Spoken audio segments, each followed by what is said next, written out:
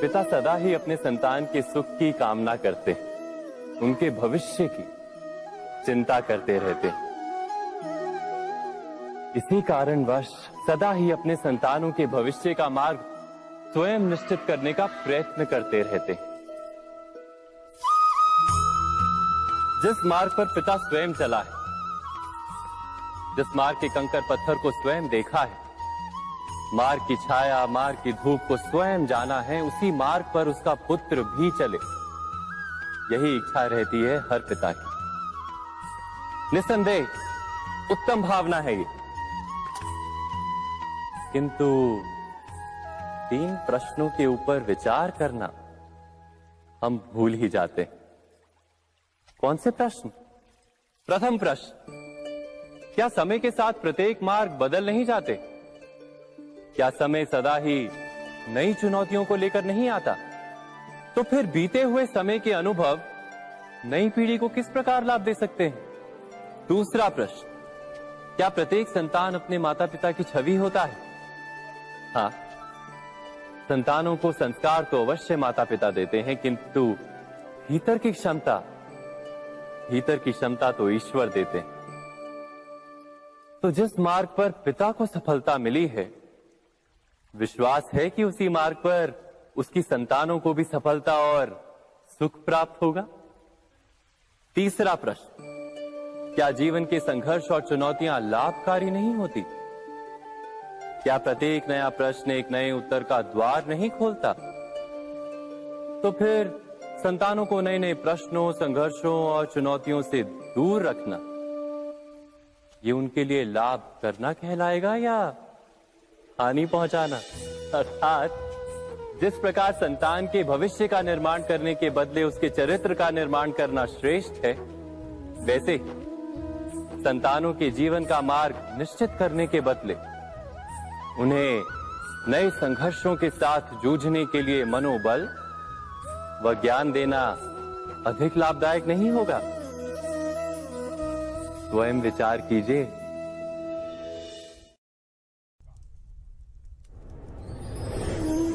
पूर्वजों की इच्छा, आशा, महत्वाकांक्षा, क्रोध, बैर, प्रतिशोध, यही सब आने वाली पीढ़ी की धरोहर बनते हैं।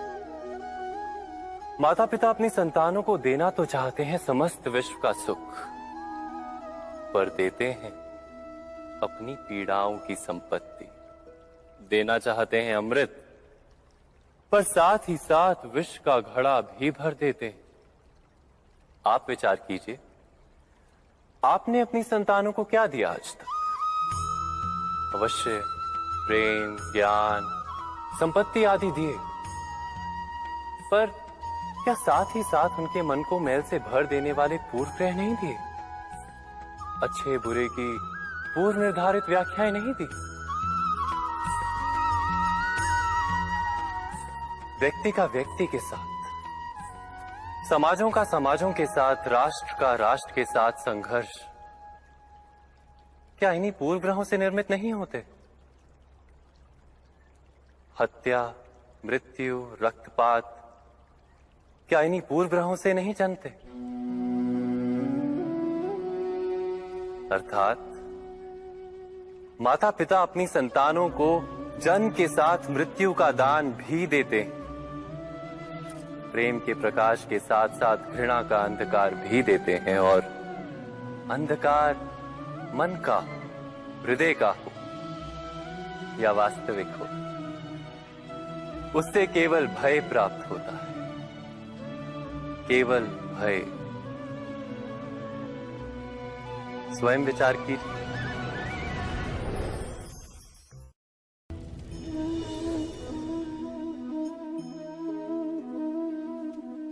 मनुष्य का स्वभाव है कि वो स्वयं को, अपने परिवार को, अपनी संतानों को अधिकतम सुख प्राप्त हो ऐसी इच्छा रखता है।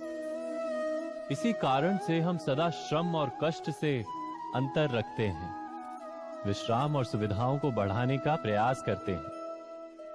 स्वयं अपने जीवन का विचार कीजिए, क्या ये सत्य नहीं कि हम अपनी संतानों के लिए सदा ही विश्राम और सुविधा का आयोजन करते हैं, पर क्या कभी सोचा है केवल विश्राम से क्या लाभ प्राप्त होता है?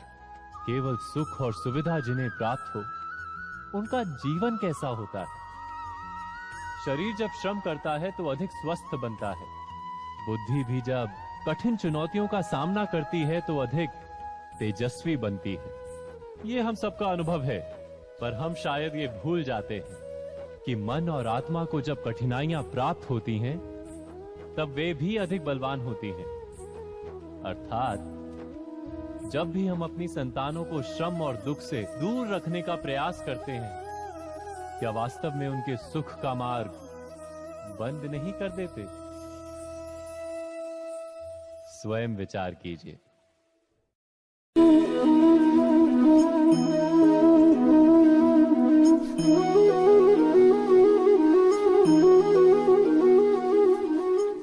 संतानों के भविष्य को सुख से भरने का प्रयत्न करना, यही हर माता पिता का प्रथम कर्तव्य होता है, जिन्हें आप इस संसार में लाएं और जिनके कर्मों से ये जगत आपका भी परिचय पाएगा भविष्य में।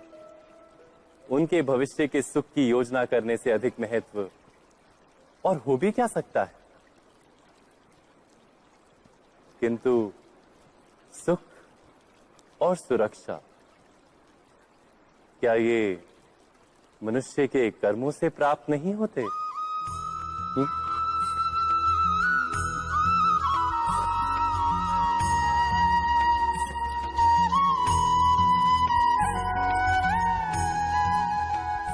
माता पिता के दिए हुए अच्छे या बुरे संस्कार, उनकी दी हुई योग्य अथवा अयोग्य शिक्षा, क्या आज के सारे कर्मों का मूल नहीं?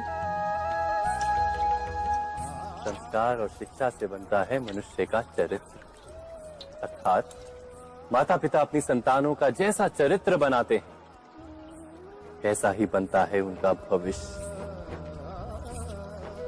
किंतु फिर भी अधिकतर माता पिता अपनी संतानों का भविष्य सुरक्षित करने की चिंता में उनका चरित्र निर्माण का कार्य भूल ही जाते हैं।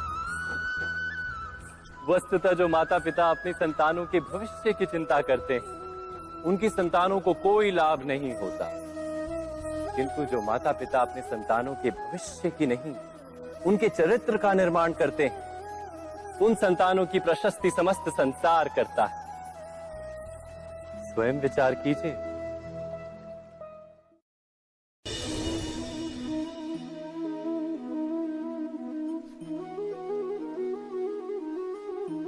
एक ही गुरु के पास शिक्षा प्राप्त करने वाले सारे शिष्य एक समान विद्या प्राप्त नहीं कर पाते। सारे शिष्य गुरु की बातें सुनते हुए अवश्य दिखाई देते हैं, उनकी पूजा करते हुए दिखाई देते हैं, किंतु एक समान विद्या प्राप्त नहीं कर पाते। क्या कभी विचार किया है ऐसा क्यों होता है? सत्य तो ये है कि विद्या प्राप्त ना कर पाने वाले शिष्य समर्पण का दिखावा तो करते हैं, किंतु समर्पण का वास्तविक अर्थ नहीं समझ पाते। गुरु के चरणों में फूल चढ़ाने से अथवा गुरु का आदेश मानने मात्र से क्या समर्पण सिद्ध होता है? नहीं। समर्पण का वास्तविक अर्थ है जब गुरु के प्रति मन में कोई संदेह ना रहे, गुरु के मुख से आदेश निकले उससे पूर्व शिष्य उस कार्य को पूरा कर दे। गुरु के विचारों के साथ शिष्य के विचार एक हो जाए। शिष्य जब तक अपने गुरु में ब्रह्मा विष्णु महेश इनके रूप ना देख ले, तब तक उसका समर्पण सत्य नहीं। वास्तव में समर्पण किसी कार्य का नाम नहीं, समर्पण तो हृदय की भावना और मन की स्थिति का नाम है। अर्थात हमारे अज्ञान में क्या दोष केवल हमारे मन का नहीं? स्वयं विचार कीजिए।